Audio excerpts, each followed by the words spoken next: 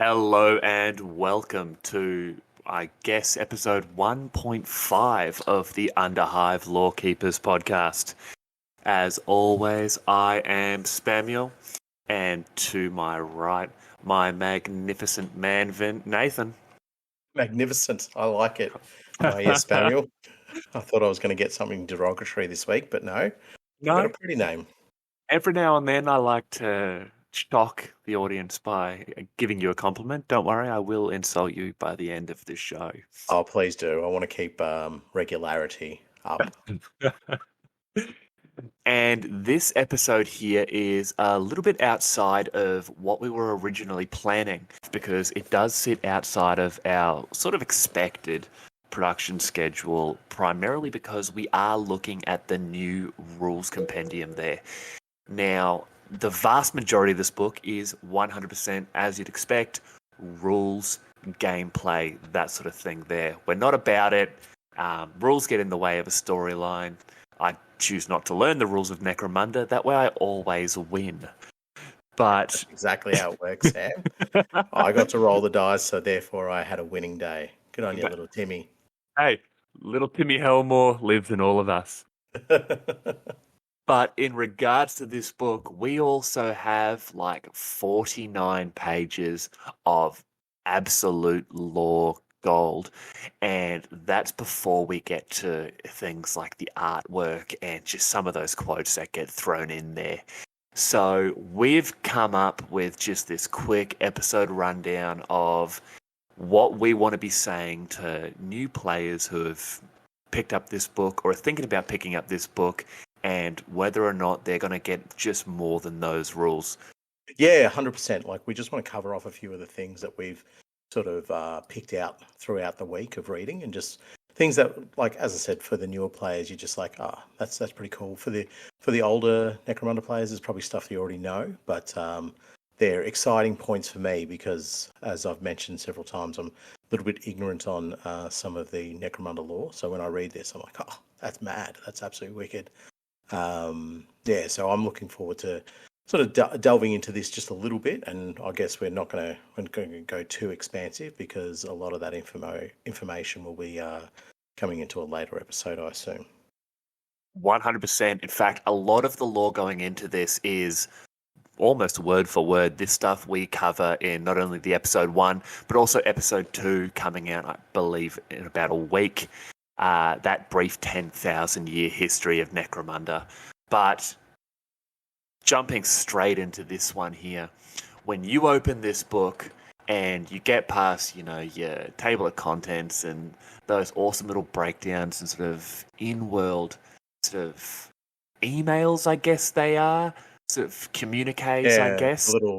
The little data communiques, and they're great. They add value. I really love them when you see them in any of the GW publications. But yeah, once you move past those little, what are they? The little green boxes of info, we'll call them. Yeah. Like a data communique. I really like that. Yeah. So once we move past that data communique, we are greeted with something I find so cool, and that is literally a picture of the planet of Necromunda with its 3 moons visible there, or 3 major moons, and it gives you that cool little breakdown of some of the information here. And, we know it's the Necromundan system. In the Arenaeus sector, I find that cool, or it's almost like a little, hey, we took your whole empire, and we've kept your name, just sort of rub that dirt in the wound a little bit. Yeah, exactly. It's like, we'll call it one of our sectors, and you know what? We're pretty creative. We'll call it Arenaeus. Look at us. Clever Imperium. Yeah. And this gives us some really cool little tidbits of information that I don't think I ever knew. The first of those being that the Necromundan orbital cycle is 723 Terran standard days. So a Necromundan year is, what's that, like a week off 2 Terran years? Yeah, about that. Yeah, what's it, 320? 365? 360. Oh my God, I can't remember that. Yeah, 365. Yeah, right. We are fully grown adults, and we know how many days there are in a year. It's 7 days off. Yes, 7 days off. They must account for leap years. Oh yeah, cool. I get it. There you go. Boom. Necromunda doesn't have leap years. That is canon. And so on top of that, the gravity is 1.3 Terran standard. So, everyone's going to be just that little bit tougher. Like, they'd feel positively, 10, 15 kilos lighter once they came down to Terra, on holiday, as I'm assuming they do. Yeah, the annual trip to Terra from Necromunda. Yeah, of course that happens all the time, doesn't it? Yeah. But yeah, no, that surprised me as well. That the fact that it's 1.3 Terran standard. So I don't exactly know what that does to the populace. Obviously, not too much because they're still able to function and go about like regular humans. But it's these small little details that we've been talking about that I just absolutely love. Just this little tiny little element, and you just go, yeah, cool. I can do something potentially with that within my campaign or lore or whatever I'm going for. But the next one, the about the population, and I believe we've mentioned it before, the unquantifiable population, as the census failed. So that gives us an indication of the fact that it was too hard to get around to all the hives and all the population out in the ash waste as well. So you're sort of looking at it and going, wow, there's a suspected population of Necromunda, but according to Imperial data, it's unquantifiable, sorry. But that's one of those cool little tidbits of, and we made a big deal of it. What did I say? There was like 100 trillion or 1 trillion people on Necromunda. Yeah, that's right. A trillion as a number, even as a concept, is something that is quantifiable. And this literally is telling us that, no, that trillion, that's too easy a concept. We can't figure this out because, there are thousands of hives. And even if, like we said, even if there's just 1 billion, but that's only the hives themselves before we get below that wall. And we've gone over this previously, but that I think is cool where they're just like, hey, we know there's a lot of people. Our census failed. We're not going to bother trying to give this a label. Do you know what? When you mentioned the census as well, actually, I was just only thinking about this. So then you'd be taking a census of alien races on there. Well, I consider squat alien races. So you'd have to take a census of all the other sort of different types of life forms, like sentient life forms as well, I guess. It depends. I guess it depends on what they want the census to take into account. We know there are Xenos and abhumans that are allowed on Necromunda in the Stranger's Hive of Hive Primus.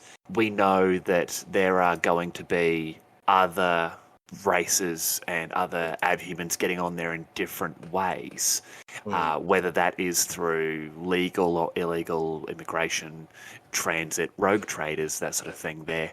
But I can't imagine the Imperium wanting to do too much of a census in regards to them. I think it's more of a don't ask, don't tell type of policy when it comes to how many, non-humans or non-human strains there are on Necromunda. Yeah, I mean, true.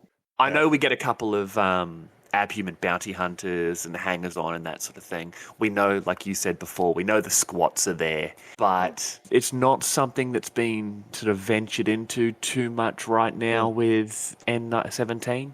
N95, we knew there were Eldar and that sort of thing in the game.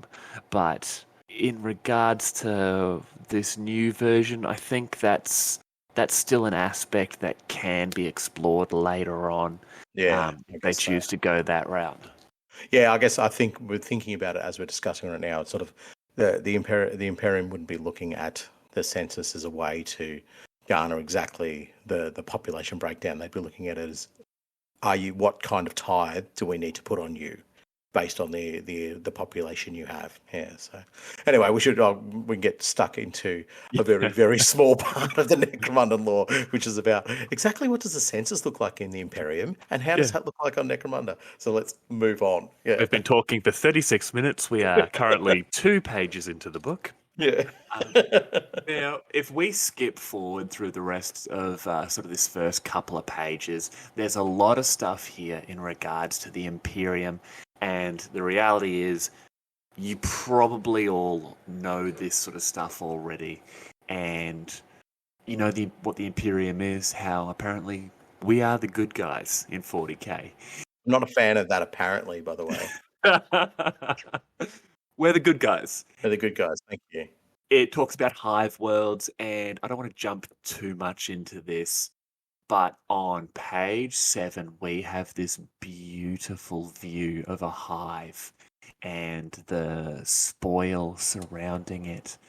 Everything, it yes. genuinely looks like it's made of Agrax Earthshade. Yes, it does. Yeah, bang on. That's exactly what it looks like. I thought there was following those pages. Like, we'll go back to what you're saying. It's like the. I thought you were talking about the outer, like the artwork when it's got basically the view from the atmosphere. But yeah, that one of the hive, that really gives you a true understanding of like what the wasteland looks like around an actual hive, and how much has collapsed, how much has been destroyed, how much has been, I guess, reclaimed in a certain way to create it. But yeah, it does look like it's made out of the old Agrax Earthshade. And then, yeah, those next 2 pages, like you said, the view of Necromunda from that atmospheric position where you can see those spires coming through the clouds, through the pollution, to the point of those are space-bound vessels. I think like those are Imperial cruisers. Yeah, they are. Yep, they 100% are. Yep. That's sick. Like that just gives you a really good anybody who's listening, if you get a chance to look at the double page spread of it, it just gives you an idea of the scale of what the hives look like, because they're sticking up through the atmosphere, and then you've got cruisers. I think that to me looks like a cobra in one of the things. So it just gives you an idea of what like the size of what these spires are, if you can relate it to what a Cobra class destroyer is within the Imperial Navy. So yeah, I really love that. Look, we were going to do a talk about the artwork a little bit later in this chat, but I guess as we're going through, we can discuss our favourite bits as well. So no, absolutely, these, like, I'm just staring at this double page spread, and just it's the nerdiest centerfold I've ever taken part in, but it's just so cool. It's little things like this that I'm an avid collector of codexes and army books, and I've got boxes of them. And every now and then, you just open up just to see some of the artwork and some of those, the classic sort of 40k grimdark art that comes with those things, or it's a picture of a soldier or anything like that. And you just look at it, and there's just so much story and flavor in them.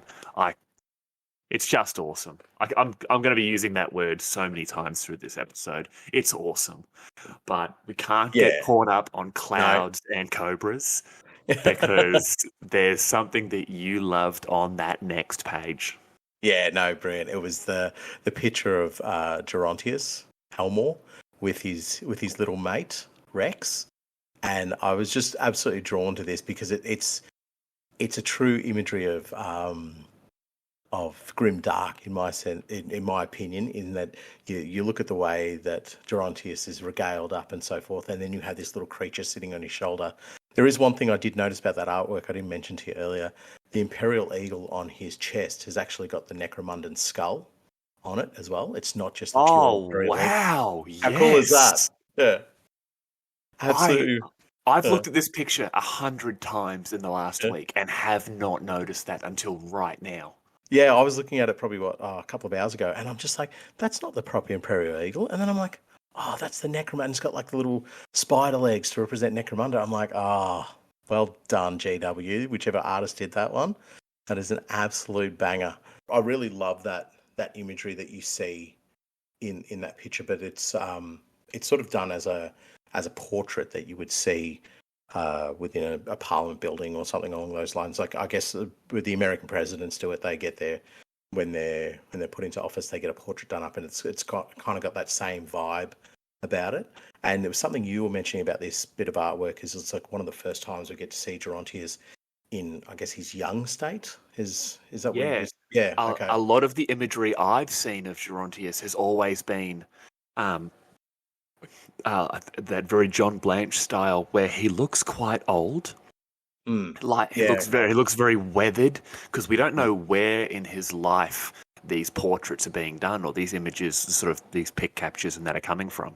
But he's always looks like a much older man, whereas this here, we understand, like, he looks, his face is weathered, he's craggy, he's got this very almost abused imagery to him, but he still looks very young in comparison to a lot of the other pictures we see. And when we take into account the fact that he's going to be having rejuvenation treatments and access to the finest medicine and medical personnel the Imperium would have to offer, the fact he still looks this way, we know he's still going to be very young.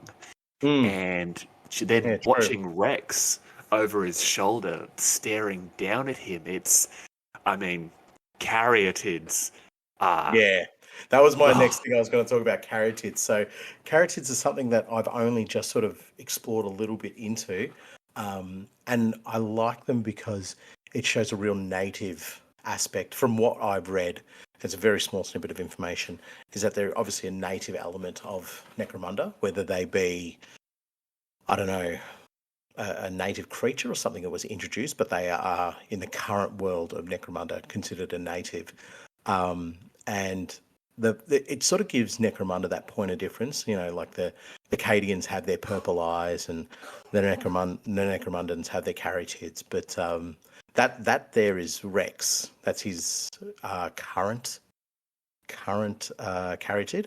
Now, this is a big conversation coming up here, because we know that Gerontius has multiple caryatids, and when you take into account how big of a deal it is when someone gets one, because they are seen as the, tiny blue personification of positivity and good luck.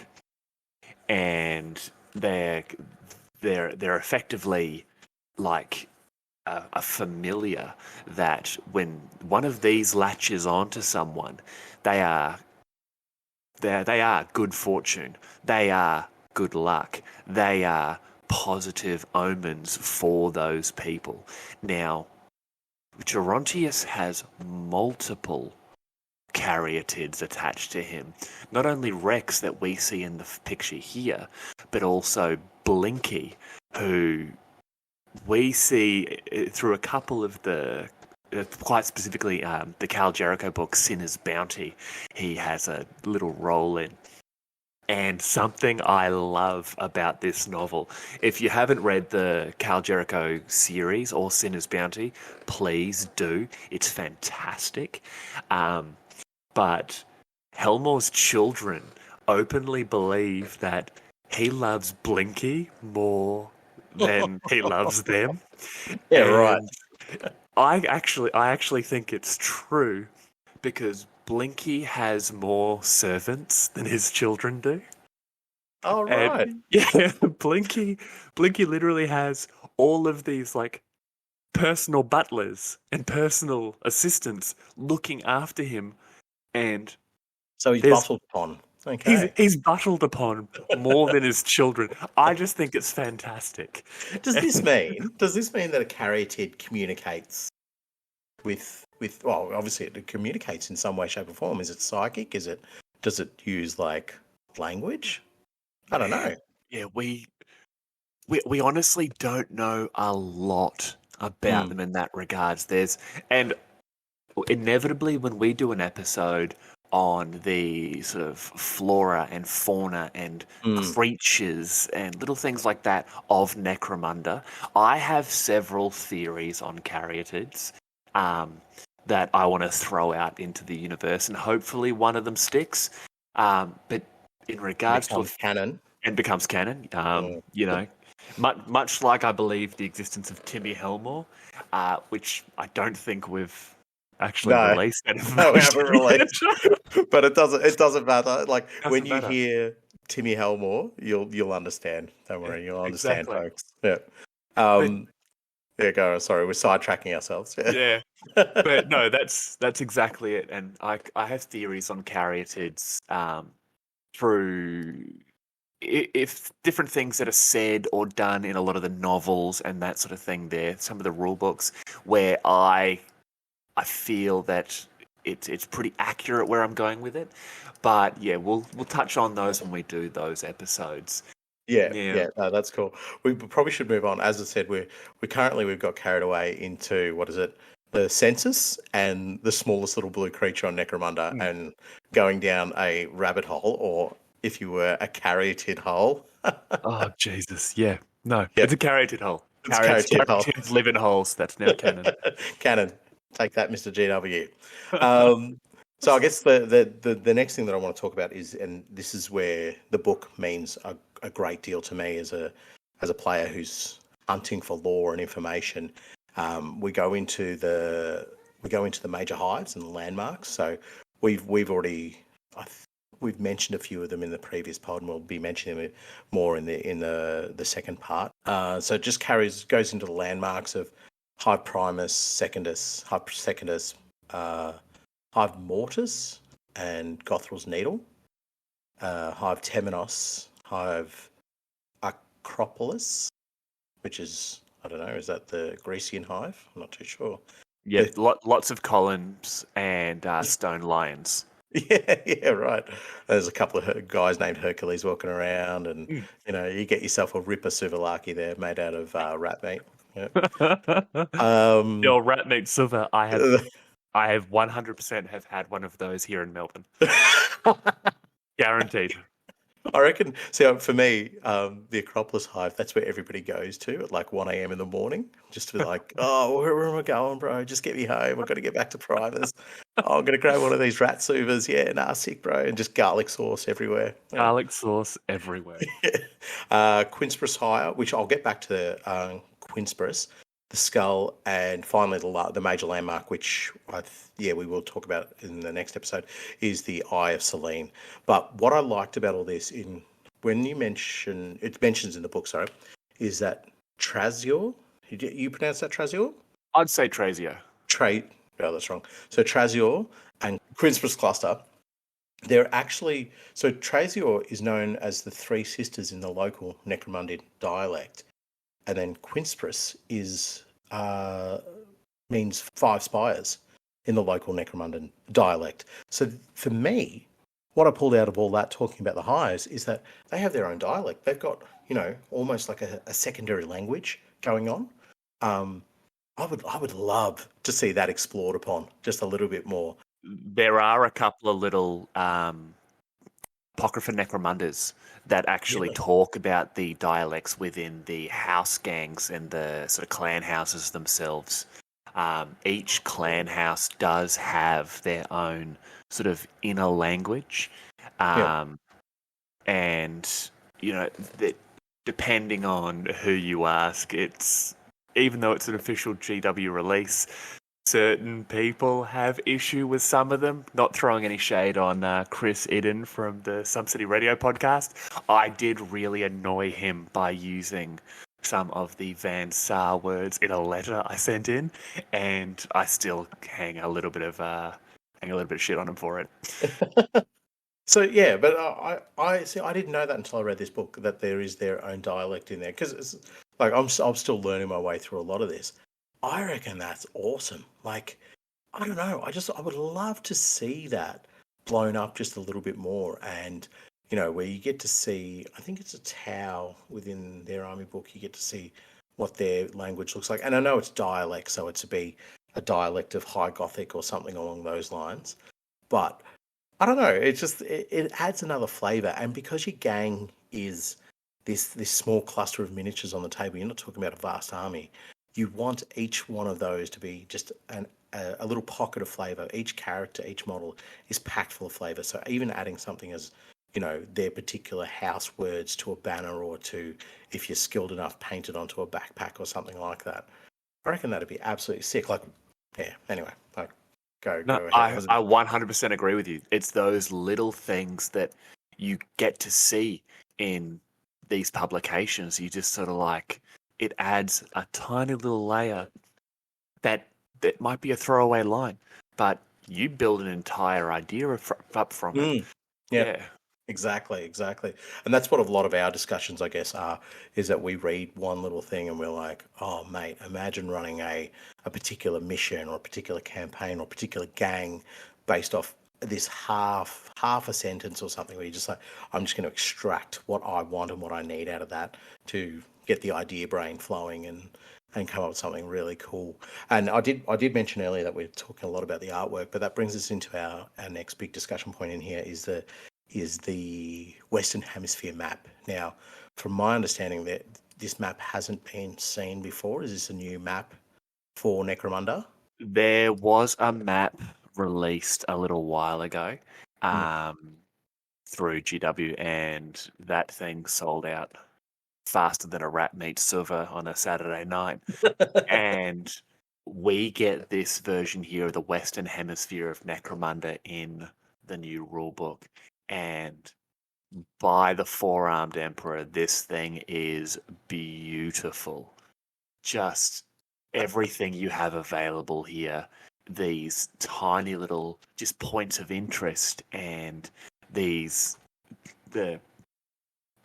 sheer amount of content and ideas that have been created by just a dot point and sometimes 3 words. I mean, you and me had a 15-minute conversation of just the wreck of the Gladius 723. I was going to bring that up. Oh, that annoys me so much. I have Googled it. I've done everything within my brain to find out what the hell is the wreck of the Gladius 723. It's right. It's for anybody who wants to know, and we'll put this stuff up on our Instagram. For anybody who wants to know, it is just below Hive Secundus in what's that? The southeastern corner of it. And I just, for the life of me, cannot work out what it is, what's happened there. The map guide says it's a point of significance. Tell me what happened. Well, something significant happened. Oh, thanks, buddy. Yeah, just filling you in there, bro. Yeah, and that's the other thing on this map as well. What was it? I spoke to you about this earlier. The Tartos Pit. What the hell is the Tartos Pit? And do you know what's worse than this? There's not even a reference on the map guide as to what the Tartos Pit is. No. It just has it. And I was just like, thank you for giving me stuff to fuel my imagination, but also damn you for not expanding upon it because I just want to know more. That's something that this map can do. I mean, there's a lot of these locations have been mentioned in different, Apocrypha Necromundas or novels and that sort of thing there. 99.9% of this has not, I truly believe, has not appeared anywhere except this map. But you see some stuff that like Ashgrad. That's where my Van Saar gang is from. And that was mentioned in one of those Apocrypha Necromunda articles from GW. Whereas you then have the Zalctra prison hive, which we know that's an Imperial penitentiary. And, that's awesome. But what's Port Blackwater? What's Avor's grave? What is, we know their settlements, we know their hives, we know their this. The Ceres avionic port just outside of Hive Ceres there. Yeah, I saw that. I was like, okay, it must be something, but it's big enough that it's got a little map reference. And so it's a sky port. What exactly does that look like when we want to visualize it? What does that mean? Who are the types of gangs there? What are the types of guilds there? This map is absolutely awesome. And for somebody like me who I've only ever seen this double spread map of Necromunda, this map gives me a much better understanding of where the hives are positioned in relation to each other, and how this planet looks as well. Speaking of that, they do on the map they've got a satellite image of Hive Secundus. And you can see the fallen spire. It's just like, yes, it's awesome. That is freaking nuts. Yeah. One last thing I want to touch on about this map before we move on there is if you go to Hive Ceres on the second page of that, and just to the west, there's 2 points of interest. Azor's Jump And Azor's landing. What did he jump? And did he survive the landing? From that, from what I'm seeing on that map, it doesn't look like it was a successful jump and landing. Well, no, it was a successful jump. I apologize, Ajor. You did a successful jump. I don't think your landing was that great because it's been flagged as a significant moment. So obviously you blew up something blew up you, or it was a combination of both. But yeah, that's cool. I didn't notice that one before. There's also on there that you mentioned that region of the series. There's the Lost Road. Yeah. That's cool. Like that's kind of like, oh, what's going down there? What's in the south? Here be demons, sort of thing. I will mention. Okay, one last thing about the map. All right, one last thing because I really love this map. It has all the markings for the underground roads, the unstable ridgeways, and the reliable ridgeways. And so the underground roads, it's just so cool how they've marked them all out and sort of gives you an idea. If you're running a campaign, you go, oh, we can use this underground road, and then what does that look like in a campaign mode? They also mark out the dust wall. Now, this is the first time I've seen the dust wall, and it just gives you a real good indicator of what exactly that looks like around Secundus. So, yeah. Anyway, well, I could go on, honestly. We 100% could. Go on for ages about this map, but let's not. Let's move on to our next point. So this brings us to the most recently expanded region. So correct me if I'm wrong here, Sam. The Ash Waste is I guess you would say, is a region that doesn't have as much information, or am I? Oh, for sure. Yeah. Okay. No, you're definitely right on that one. Before the latest campaign books, the biggest jump out there was going into the Ash Wastes. Yeah. Okay. Sweet. So yeah, it's not as so. This compendium, we'll call it really, because that's what it is, delves into the Ash Waste and just gives you a couple of paragraphs about each section, each area of the Ash Waste. So from Cinderac City to the Deep Waste. But it also does mention something really cool about Cinderac City, and that's the Cinderac Crater. Oh, yeah. Yeah, so I'm just going to quote directly from the book here. Central to the region and the focus of all of its trade, conflict, and prospecting is Cinderac Crater, also known as the Great Crater or Gothror's Grave. A wound on the western edge of the Great Equatorial Waste, it is all that remains of the once Great Hive Meridian. Over 100 kilometres across, it was created during the Two-Faced War when Gothror Helmore tried to starve Hive Primus by sabotaging Hive Meridian's macroplasma reactor. At the time, the Hive was the breadbasket of Necromunda's Western Hemisphere. That is awesome. You've got, there's my favourite word, awesome. Over 100 kilometres across, they've created this crater, and you've got a decimated landscape, all because of that Two-Faced War that we talked about in the previous podcast. But most importantly, the crater is, they build inside the crater, creating Cinderac City, and the crater itself acts as a format to protect Cinderac City from the ash storms. Yeah. So it's just like I don't know, it's there's a vibe I get from Necromunda. It is ever going, it is ever present. Like, you know, there's a lot of death and destruction and so forth in the world, but it is persistent, it is continuous. You know what I mean? Like where you get human civilizations getting decimated on Necromunda and whole hives going, and they just spring back up again. So whatever's left springs itself back up and goes again. You know, and that's this. I don't know. I'm trying to bring some sort of like shining light to it, but it's just sort of saying, yeah, for all the struggle, for all the hassle in this world, humanity keeps just persevering. And I guess maybe that's a drive from the Imperium, maybe it's a drive from the Necromundans themselves. Absolutely, man. It just shows you that no matter what happens there, Necromundans are embedded here like ticks on a dog. And it doesn't matter what the planet throws at them. It doesn't matter who attacks them. It doesn't matter what happens. They are going nowhere. And speaking of things that go nowhere, let's have a look at the 7 noble houses of Necromunda. And that was the best segue I've ever done. Yeah, I'm the seamless, absolutely seamless. Can I take some notes if you don't mind? Yeah. Grab your textbooks, kids. Y'all are getting schooled. Now, we know that House Helmore are the prime noble house of Necromunda. They are the imperial house, but we also have the, for lack of a better term, lesser noble houses there, and they are Catalyst, Tai, Yulanti, Green, Ranlow, and Co-Iron. Now, each of these are true nobles, and they make their money and their wealth through everything from trade, construction, transport, distribution. They have their fingers in every pie on Necromunda.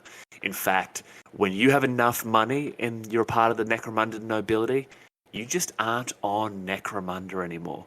You go somewhere else. That's exactly what I read. I read that recently. It's like they're just like, all right, cool. Business is running as normal. We've got our clan houses doing what they want, what we need them to do. Apologies, and we're just not going to be here. We don't want to be anywhere near Necromunda or the Necromundians. We just want the business to be running well. But I will tell you a nice little tidbit I found out about House Ranlow. There was a chance that they were actually going to become the actual imperial house, right? But what happened is that they obviously went to war in multiple different ways. Went to war with House Helmore, and the only reason they didn't defeat them is they ran low on ammunition. I mean, it's kind of important in a war. They ran low on ammunition. House ran low. Oh God. I'd like to apologize to our audience for that. I was like blown away. I'm like, oh, this is awesome. Like, I'd love to find out the background to this story. And you've come in with that. I hate myself just a little bit for. Hold on to your textbooks, kiddies. That's how you tell a joke. Yeah, Spamuel got schooled. Okay, and I'm not even going to edit that out. That was beautiful. Just forget my derail and keep going. Yeah.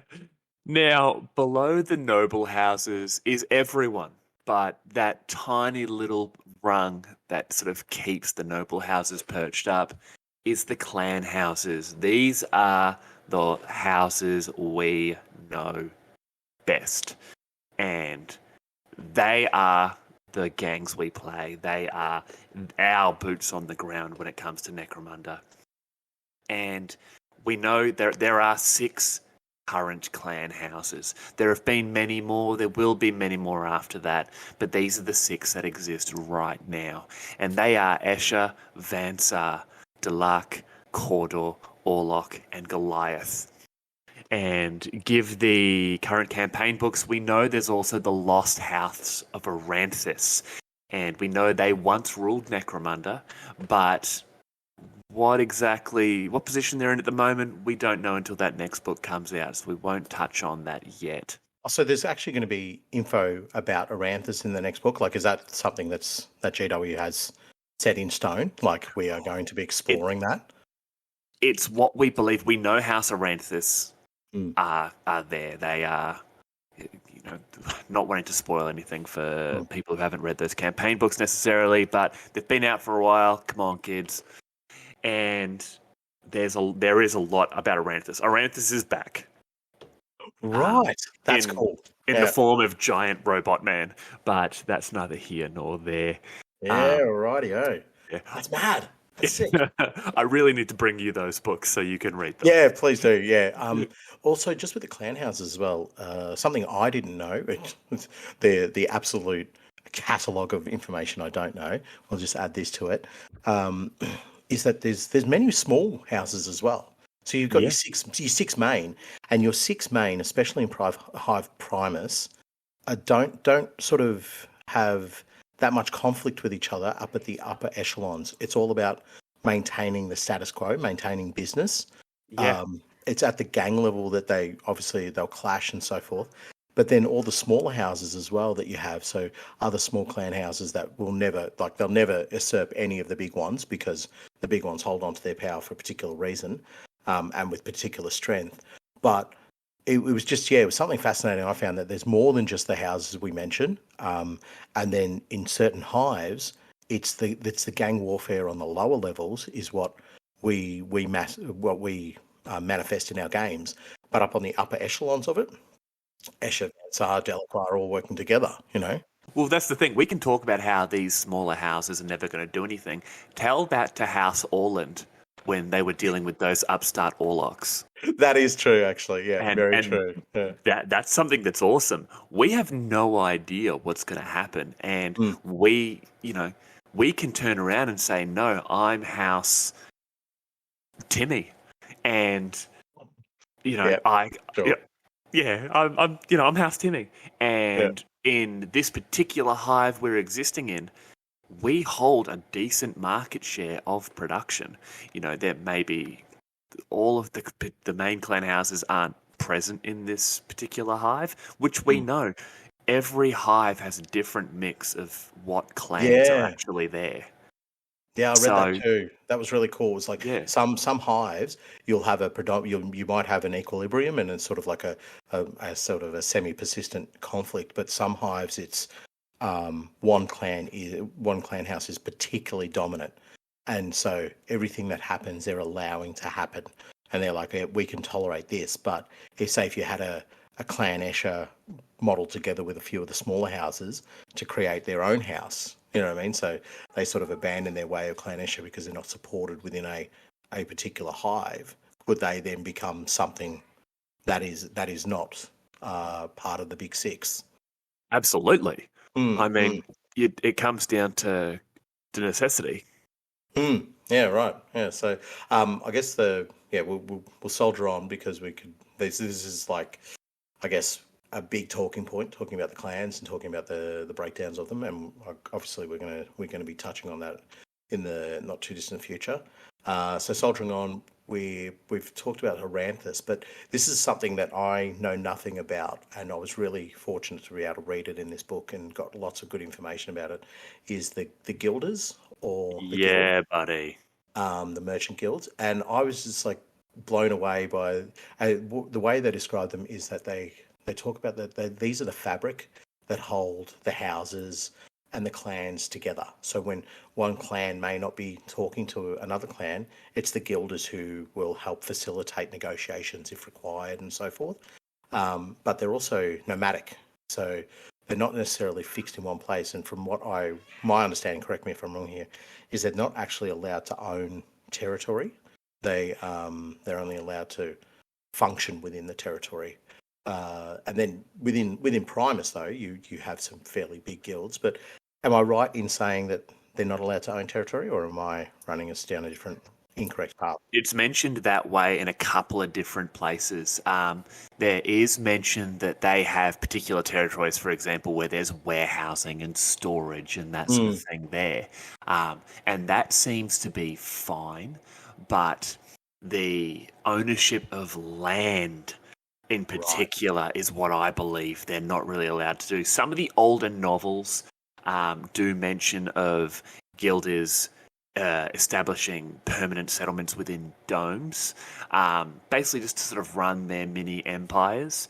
That could be taken with certain liberties. They say, hey, yeah, we're building a building here, but it's not owned by us. Okay, yeah, right. Can I ask one more question as well, like regarding this? So I've been reading Uprising. Uprising talks about the Corpse Guild. Great book, by the way. If you get your hands on it, it's like little snapshot stories of Necromunda. Fantastic read and like completely inspirational if you're going after something to help you create terrain or help you create a different gang or a character or something else you want to add. But anyway, the Corpse Guild themselves, they are... So you have the Corpse Guild. What is their relation to the Corpse Grinder cult then? Are they one in the same? Are they an element of it? I don't want to go too far down this Caryatid hole, but... So the Corpse Guild deal with the reclamation of bodies and turning them from useless dead people to delicious and nutritious corpse starch. Yummy, yummy. And the Corpse Grinders, in fact, the Corpse Guild delegation that you can get from Forge World has two quote-unquote corpse grinders. And they're basically corpse grinder light. They don't exactly have they're not praying to the Lord of Blood and Sinew. They're just regular corpse grinders. They're cutting things up, throwing them into minces and saying, another job well done. So, yeah, they are connected, but the corpse grinder cultists are corpse grinders who have fallen to the worship of Khorne. Oh, righty-o. I get you. I was almost about to say, and I'll still go ahead and say it anyway, is that the corpse grinders themselves then are just like the farmers of Khorne. Yeah. They're farmers, basically. They're producing the material, but they worship Khorne at the same time. They're like, They're corn farmers. Corn farmers, yeah. There's actual corn farmers on Necromunda. Is there high fructose corn syrup in corpse starch? Okay. Tune in at 9 o'clock to find out more. Yeah. This is the Caryatid hole I was talking about. Stay away from it. Back out. But a really cool thing that's mentioned in this book, and the last thing I want to say about the guilds themselves, is the guilds that are listed, the 8 major guilds. Now, they are the Prometheum Guild, the Water Guild, the Corpse Guild, the Slave Guild, the Guild of Coin, the Electro Guild, the Iron Guild, and the Air Guild. Now, the Prometheum, Water, Corpse, Slave, Coin, and Iron, we have rules to use them on the tabletop. We have models coming out for each of these. But the Electro Guild and the Air Guild, so the Electro Guild, pretty simple. They run, and as an electrician, I guess I'd belong to them. I'd be a lamplighter under them. But the Air Guild, now, it says here, in the suffocating depths of Magnoformus, Air Guild Zephyrmen ply their trade. In my mind, there is a guild of dudes flying around in mini zeppelins doing transport, or are they ferrying people, cargo? What's going on there? Are they postmen?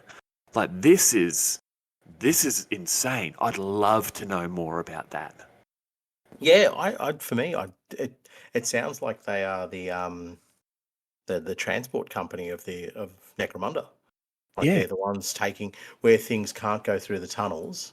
They take the Zephyrs, but they would have. I'm assuming they would have the same issues that you would have taking the ridgeways and so forth, of being ambushed, being jumped.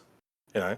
So, I mean, that's just my imagination running wild. I'm just thinking, sweet, you're going to have some element of conflict in the air.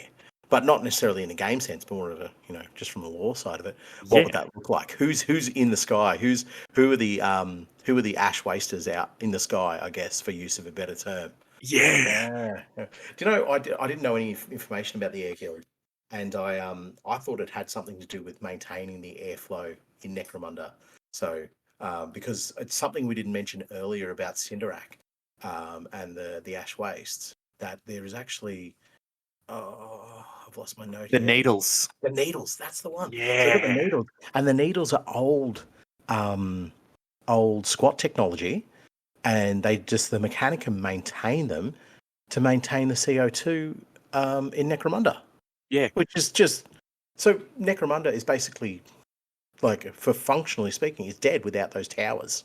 Well, it goes back to the terraforming that had to happen after the Horus Heresy, where the Imperial Fists, did their job, and basically got the system compliant. But when those unknown Xenos came and just ruined Necromunda, it dumped huge amounts of CO2 into the environment, and they ended up having to get these itinerant clans of squats or Ironhead squats or Votan or whatever you want to call them to come across, and using their terraforming technology have built these needles to basically keep oxygen in the atmosphere. So if they hit the big red button and turn those things off, everyone just suffocates and dies. And that's bad. Yeah, I'm pretty sure that's bad. If I've read that is bad. Yeah. Yeah, right. That's cool. Anyway, that was what I thought the Air Guild was. Yeah. So I've just found out something new in the pod that they're actually the delivery truck drivers. What are they? The Lynn Fox. FedEx. The Lynn Fox of Necromunda. Yeah, cool. That's awesome. Amazon 40,000 Prime. Guaranteed delivery sometime this decade. Yeah. Sometime this decade. Now, after that, the book goes into the criminal networks, and that's going to be a whole episode by itself.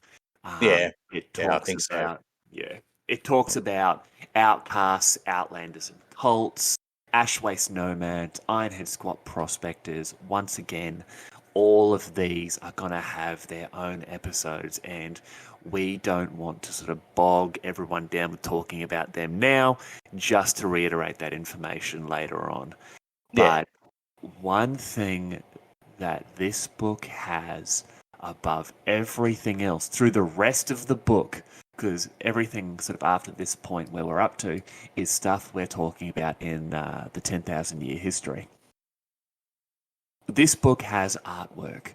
This book has images on damn near every page. Of gangers, of dramatis personae, of these little scenes, and I mean, just scroll just scroll through the book, just flip to a random page, and you're gonna find either a battle scene, or you're going to find a scenery scene. You're going to find something, and these are just awesome. Every single one of them. Yeah, they give you scope for the game. Do you know what I mean? I always talk about this when I'm talking about the environment of what you're playing in.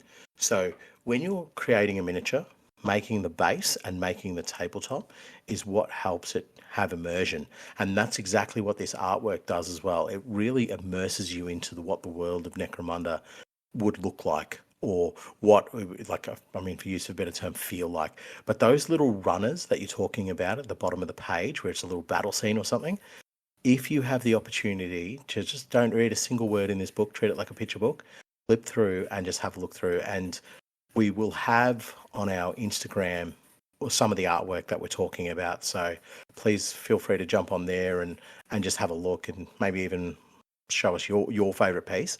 But some of the artwork has little captions and notes attached to it, and it is one of those little captions. If I can just flick through and find it. So here it is. It says Bones of the Past. So Necromunda is a graveyard, each hive surrounded by a millennia of cast-off structures, rubbish and ancient abandoned settlements. When the ash wind blows and when the toxic clouds part, or when the ground heaves and opens up, these forgotten places are revealed, drawing greedy scavengers and starving horrors in equal measure. You look at what it's attached to, that statement, the artwork it's attached to, and it just gives you so much inspiration as to what a battlefield could look like, what your gang could look like in there, and then something that we've mentioned earlier about how you can apply certain rules or whatever to this. But you are completely 110% right. Some of the artwork in here is on its own, just single snapshots, just inspirational to make you either want to collect a gang, want to maybe set up a certain battlefield in a certain way, or, you know, a shanty town or something along those lines. But yeah, there's some real classics, and there are some real bits of artwork in here that will become classics, I believe. Mate, if we're going to talk about specific pieces, there is one here on page 120 for those of you who have the book already, and it is a snapshot of a corpse grinder cultist who has pinned down a Goliath ganger. The corpse grinder cultist is unarmed, and he is beating this Goliath to death with his bare hands. And you can see he's got his hand pulled back for a punch, but there's visible gore on his fist already. So he's hit this guy at least once. There's streams of viscera coming off his hand, and you can't see the Goliath's face, but you know he knows what's coming. The terror that must be on his face. And like, just looking at this, I'm like, great. Now I want to build a gang of corpse-grinder cultists with just a dude who just doesn't have any visible weapons on him. He just wants to get his hands on you. That's cool. Just a pair of dusters, knuckle dusters. Yes, but it's little things like this. Yeah. That I've invented that story by looking at this, and this is what I'm talking about. And Nate's right. There's going to be a bunch of these pictures we want to throw up on the Instagram and just sort of say, hey, these are the things we're talking about. These are the ones that we are absolutely loving. But there is one I'll mention it on 182 of your book if you guys have that. It's the Great Palatine Nexus, and it basically looks like a shipping container yard, and the scale of it is phenomenal. You get to see this little worker there, and you get to see the cranes. That, if you had the time, if you had the capacity to make a battlefield that looked even 1% of what this Nexus looks like, it is just a stunning visual. And I just, again, something that I recommend, if you get the opportunity to have a look at it, it should give you the inspiration. And I'll just mention 2 more pages. Otherwise, this is a proper Caryatid hole. This one, like, we will not come back for like 4 hours. But page 194, it's in reference to the Beast Lairs mission. Yes, they actually show the Beast. Mate, whichever gang is coming, like, you know what? A company of Space Marines would look at that and be like, this is going to be a tough fight. Whichever gang with his like 5 to 10 blokes rocking up going, how are we even supposed to dream of fighting that thing? When you look at the artwork for it, you're like, I just don't even know where to start shooting. And for people who don't have the book handy, I'm going to describe this beast for you. Now, picture an amorphous blob. Now, give it approximately 39 eyes. I'm going to say 7 different mouths, 46 tentacles, each of them with their own eyes and mouths, and 3 very unfortunate-looking Orlok gangers, one of whom is about to have a very bad day. A short day. It will be a very short day. But there's one bloke at the back of the 3 of them just sort of holding up his little lantern like... Hasn't got his gun drawn. He's just like, I'm looking, I'm leaving. I've had enough of this nonsense. Yeah. And there was one other last one that I'll mention. As I said, the artwork and miniatures is my thing. That's always drawn me to any sort of miniature game. They're the 2 things that inspire me probably the most. Like, I love the lore, don't get me wrong, but a good miniature backed up with some brilliant art, and you've got me suckered. I will buy every single miniature you ever make for that particular range or that particular faction. So the piece of artwork that we're looking at here it's a Cawdor gang, from what I can see. A Cawdor gang versus a Van Saar gang. Yep. And just the chaos of that scene is, for me, the epitome of what Necromunda gang warfare is about. You just see like tracer rounds going left, right, and center. You see people coming in from the side. It is just a full-on like mess of a battlefield, and it looks so cramped. It looks so tight. You can see the overheads above the Van Saar gangers, above the Cawdor gangers. You can see a dead Cawdor ganger. You can see a guy, a Cawdor member with a great 2-handed axe rounding the corner. And it's clear. It's clear in the artwork. You have no idea. The Van Saar have no idea he's there. So that artwork's on page 252 and 253 for people who have the book. But as I said, for all of our listeners, we will be putting this stuff up on our Instagram, because if it's inspirational for us, we just hope it provides the same sort of inspiration for you listeners as well. One thing I want to call out about this is you've got, Nath's smashed it out. You've got these sort of the unwashed mass of the Cawdor with their masks and their polearm weapons, and the Van Saar on the other side. You can see the lights behind their masks, and then you've got this just beautiful example of the insanity that is Necromunda, where you've got, autoguns, las weapons, blunder poles, and then there's a rat that's got about half a dozen hand grenades duct taped to him, and he's rushing those Van Sar like it's the last thing he's gonna do. And which it is. I'm sorry, buddy, it is the last thing you're gonna do. But that's it. That's it. Like the artwork in this, every single page, you just, even if it's just one of these characters or a picture of some of these weapons, it's just so good. And it's proper grimdark. Yeah. Yeah, absolutely. And speaking of weapons, I know I said I don't want to talk about rules and gameplay and that sort of thing. The trading post in this bad boy, everything's there. Well, not everything, but the trading post and the black market have been pulled together into a single thing.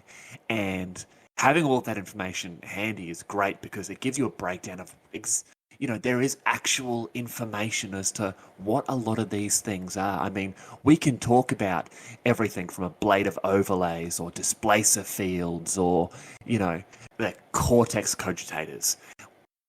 People aren't going to know what that means from anything until you really get into it. In fact, Nath, there was one piece of war gear that you told me you needed more information on. I love it, and I just, and this is where us as people who drive more about the law than the rules.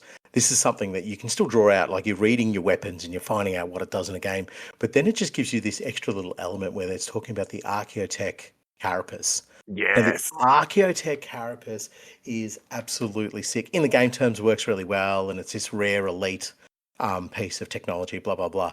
But the longer the user uses it and the more bionics they keep adding, eventually the suit takes over. And once they have a certain amount of bionics that are attached to within this suit, they just disappear off into the hive. See you later. Thanks for all the fish. So they've been basically taken over by the suit, and they've become, for use of a better term, like a mechanized zombie.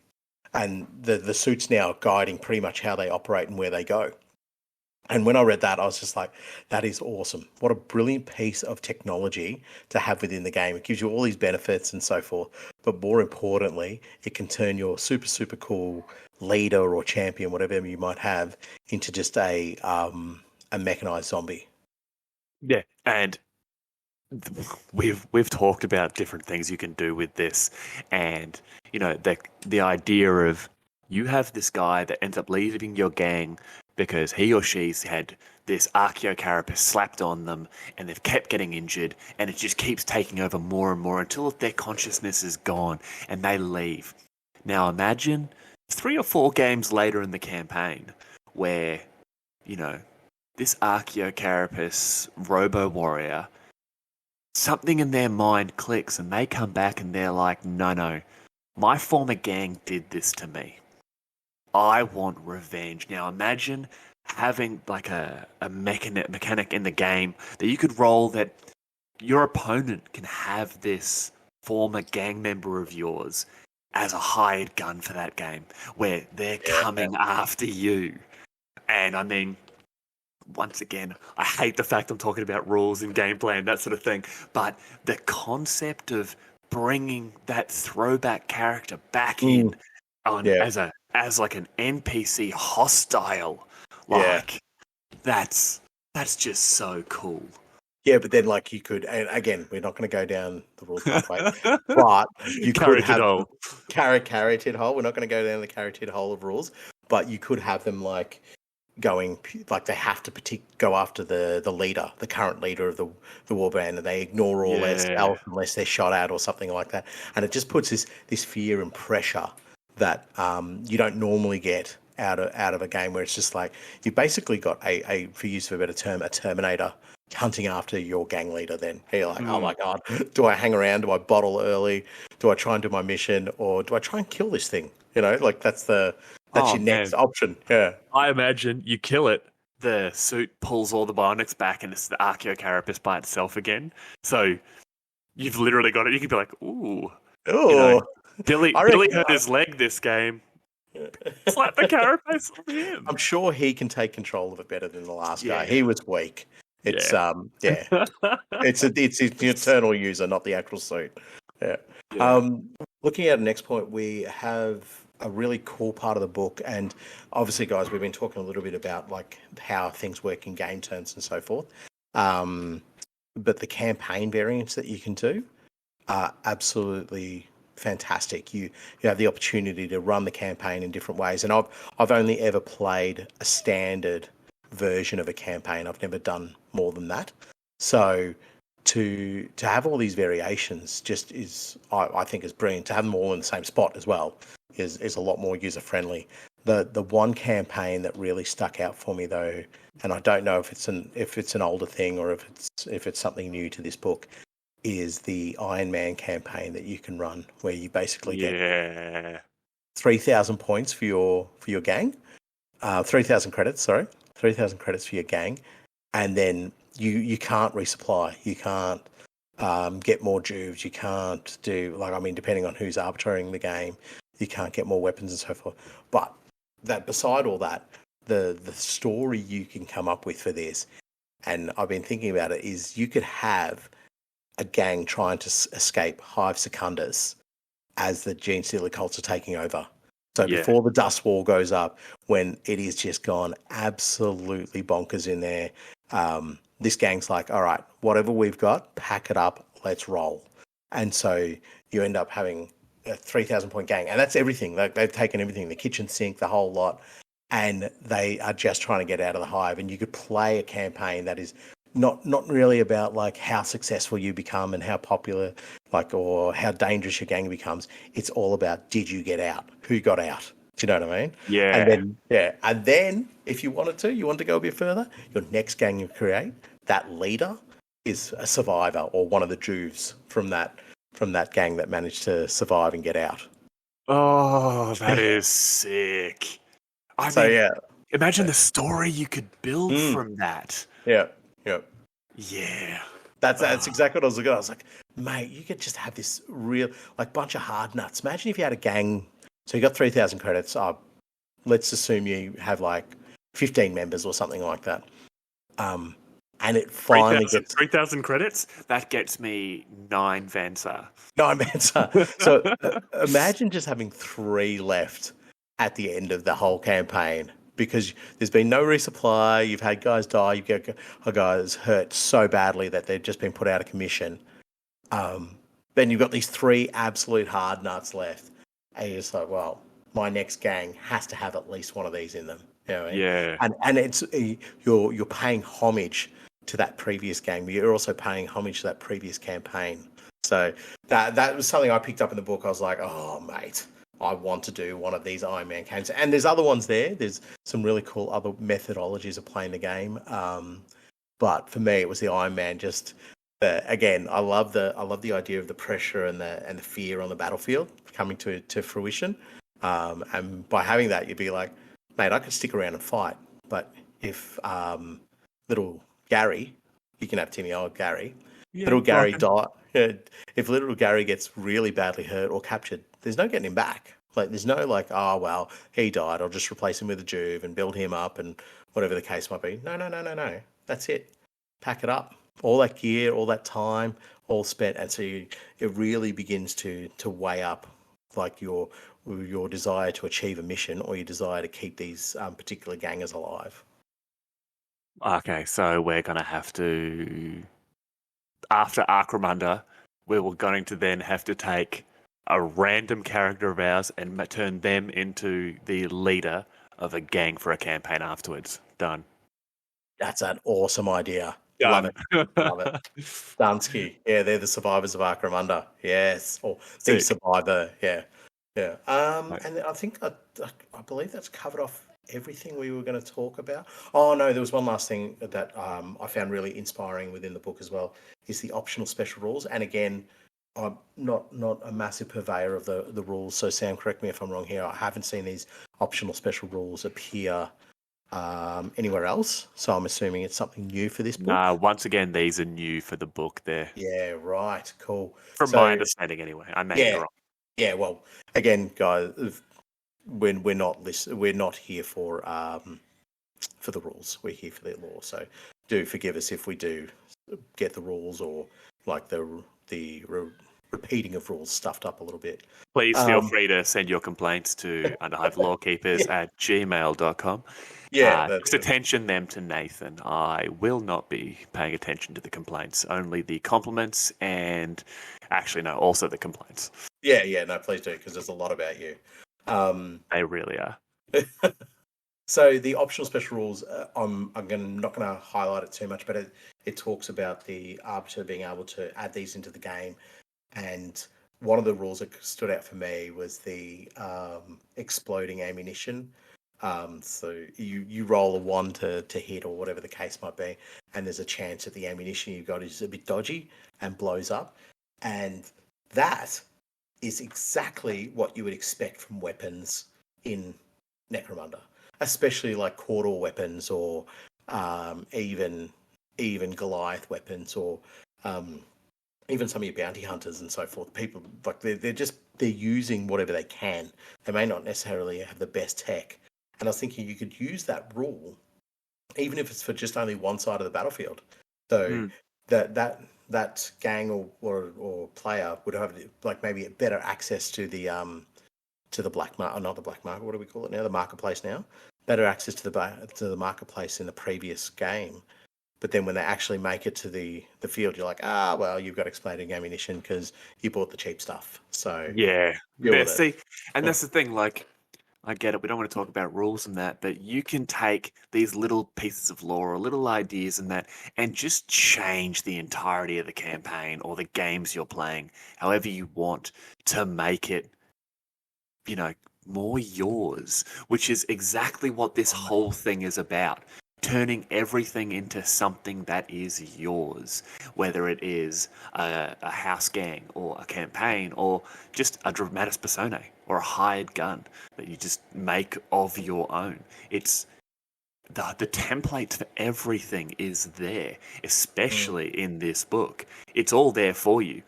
You've just got to reach out, grab it and say, I'm going to make this mine. Yeah, and I love what you said there about making it yours. Like the whole point of this type of wargaming and so forth is about having something that feels really personal to you, and especially in Necromunda, because you have such a small gang and you have such a small amount that you're like, each one of them has a name, each one of them has a purpose on the battlefield. So making it yours, my gang's never going to be like the next Escher gang. It's always going to be different, and by including optional special rules and campaign variants and all this other stuff, that's what makes it a more complete, for me anyway, a more complete experience when not only building the gang but also using them on the tabletop as well. Yeah, 100%, man. And before we end up down another Caryatid hole, we'll close up on the episode. And this one here, I've got a quote from, once again, it's from this particular book. It's on page 304. And I feel it's quite apt given the way a lot of our conversation has gone. And it is creepy little things crawling about the place like rats with wings. I don't care what they say about how they're good luck or something. You'd never catch me with one on my shoulder. Why am I whispering? Have you seen the ears on those things? And that's Nightside Joe, proprietor of the Seven Veils Obscura House, talking about Caryatids. Thank you very much for listening to the episode. As always, I am Spamuel. Joining me once again was Nathan. Yeah, I really enjoyed that episode. You snuck up with me with that quote as well. I didn't know you were going to do that. It's an awesome quote and really, really thematic to what we were talking about as well. So yeah, I love this episode. And I love, mate. If for anybody who's listening, if you can get a copy of the book, it is absolutely worth your weight in gold. Just to enjoy the lore and the artwork in it. Absolutely. This book is awesome. I think between the two of us, we've read it cover to cover multiple times now, and every time I click on something else, I'm learning something new or I'm seeing something cool, and another gang is started, another mini is started, and I think this book might be the death of me. But closing this one out, thank you again, everyone. And you'll hear from us next in part 2 of A Brief 10,000 Year History. And that should be out not too long after this one. So, on behalf of the Lorekeeper team, thank you very much. See you next time.